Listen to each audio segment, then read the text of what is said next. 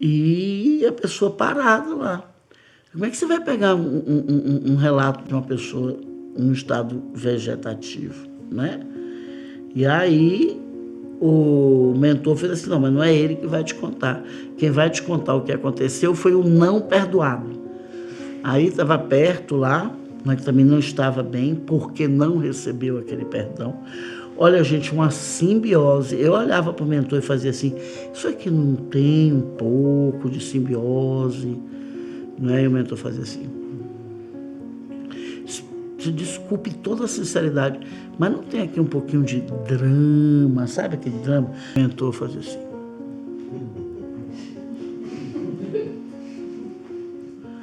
Né? Eu fiquei assistindo aquilo e aí eu conversei com o não perdoado. Ele disse, qual foi a história? O que foi que aconteceu entre vocês? Ele disse, eu fui irmão dele na terra e me apaixonei pela noiva dele, casei com a noiva dele e tivemos alguns filhos e ele nunca nos perdoou. Ele disse, ele casou? Não. Ele entrou numa tristeza mórbida, né? Se entregou completamente a essa tristeza mórbida e foi definhando, não se alimentava, se negou a comer, teve uma depressão forte. Naquela época não se tinha os remédios que se tem hoje, né? O mentor complementou para mim, não se tinha o socorro que tinha hoje. E ele foi entrando nessa coisa mórbida de não perdoar, de não isso, de não aquilo, de não isso, não aquilo. Um dia morreu. Um dia chegou de manhã, a família foi lá levar um caldo, uma coisa, para ele poder se alimentar. Ele, extremamente magro, praticamente anoréxico, desencarnou. Veio toda a culpa, né, do irmão de ver aquele estado. Aí a mãe também entrou naquilo e foi também, morreu muito parecido com o que aconteceu. E isso também acabou fortalecendo a esse irmão, né, o não perdoado, a entrar naquela rota ali, né? Eu conversava com ele assim, eu via que se não fosse assistência espiritual que ele estava recebendo, ele deitava na cama também e ficava no estado vegetativo. E ele não consegue não viver sem esse perdão. Ele não consegue dar continuidade à vida dele.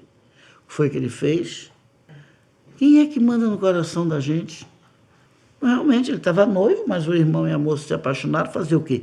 Não é uma coisa agradável de se viver. Não é, é um giló amargo danado. Mas a gente tem que superar. E a gente tem que superar. Eu conversei com o mentor do que estava em estado vegetativo. Ele sempre teve dificuldade de receber um não. Não é? Sabe aquilo que chama o filho mimado? Aquela pessoa que não lida bem com não lida bem com sim, né? Qualquer conversa mais forte já fica magoado, sabe? Esse tipo de gente. Na Bahia é falta de porrada. Você vê como no Nordeste o negócio é mais na farinha seca. E diz que ele sempre foi assim, o mentor disse que era uma coisa assim, desde criança, sabe? O irmão ganhava um brinquedo, tinha que abrir mão para ele. Eram praticamente da mesma idade. Mas o irmão tinha que sempre abrir mão para ele. Não, a mãe abria. Comprava uma roupa, a mãe chegava com roupa em casa, ele sempre queria a roupa do irmão. Presente de Natal, disse que sempre foi uma coisa assim. Né? Também quando o irmão devolveu, tomou a mulher dele. Né? Nossa Senhora. É bom até te falar com uma certa leveza, porque esse tema aí está me esquentando aqui. E diz que quando isso aconteceu, né, pela dificuldade que ele já tinha de tomar não e a super proteção que ele recebia, a mãe sempre foi parceira dele nesse ego frágil que ele desenvolveu, né, de não poder viver com de não viver a frustração, de não trabalhar isso, né, de não... Aí foi, não conseguiu perdoar, chegou no plano espiritual assim, sim. E aí, meninos, que ele foi entrando nesse processo, e tá lá, né? E o irmão também não consegue se reabilitar. Ele diz que ele sem esse perdão, que ele não consegue, e ele sabe que ele tem condição de ser feliz, que já levaram ele, o mentor dele já levou ele para construir a vida dele, mas que ele não consegue fazer isso, não consegue tomar essa atitude e deixar o irmão naquele estado que está, né? E aí é bem forte o negócio, porque ele fala, eu até me arrependi do casamento, tive filhos com ela, eu me arrependi dos filhos, eu não gostava que ele visse eu com um filho, era como se eu tivesse tomado toda a vida dele. Então isso fez com que eu não tivesse uma relação boa com meus filhos. Vocês sabem quanto tempo essas criaturas estão assim? Agora vocês vão ficar sentados aí ouvindo. 80 anos. E eu fiquei muito impressionada. Eu escolhi esse relato porque eu me lembrei um pouco de um tipo de depressão que as pessoas não querem comer, não querem tomar banho. Me lembrou muito isso aqui em Play da Terra, sabe? Aquela pessoa que se entrega mesmo ao processo depressivo, que não vai buscar forças para poder sair daquilo, né? Então, se você conhece alguém assim, pensa um pouco nisso que a gente está conversando aqui, família, porque é bem complicado. Eu acho que se uma pessoa... Eu até perguntei para o irmão dele, eu disse, mas você não já foi procurar esse perdão de uma outra forma? Pedir perdão a Deus, pedir perdão, sei lá, buscar uma outra forma de se trabalhar isso. Ele disse, meu mentor disse que tem várias, mas eu não tenho força de sair daqui. Eu estou preso a esta situação.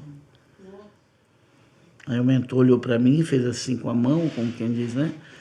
Não dá mais para você ficar conversando. Eu ainda olhei para o outro que estava lá em estado vegetativo. Gente, por não conseguir dar um perdão.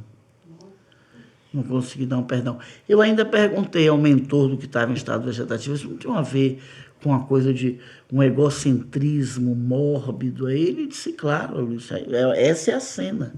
É o egocentrismo mórbido mesmo. Ele está conseguindo chamar, ele não conseguiu chamar a atenção das outras pessoas, não é? Por ser uma pessoa que trabalhou, que realizou uma coisa bacana, que plantou uma árvore, que teve um filho, que escreveu um livro, sei lá. O mentor disse assim mesmo, não realizou uma coisa que ele, para ele se orgulhar, ele não conseguiu isso, então ele chama a atenção no oposto disso. Então ele quer ser o mais sofrido, o mais torturado, o mais traído. Eu perguntei, disse, mas se o irmão, uma hora dessa, dissesse assim, deu para mim, como vai ser? O que acontece nesses casos é que eles começam a melhorar. Mas a gente também não consegue convencer o irmão dessa realidade. Então tem que ser tempo, paciência, aí é o tempo de cada um, né? Porque se ele sai, o que normalmente acontece nesses casos é isso. O espírito vem, vai para um outro patamar, vai para a raiva, para alguma coisa, mas pelo menos tem atividade, tem comunicação, não fica nesse estágio que esse espírito está.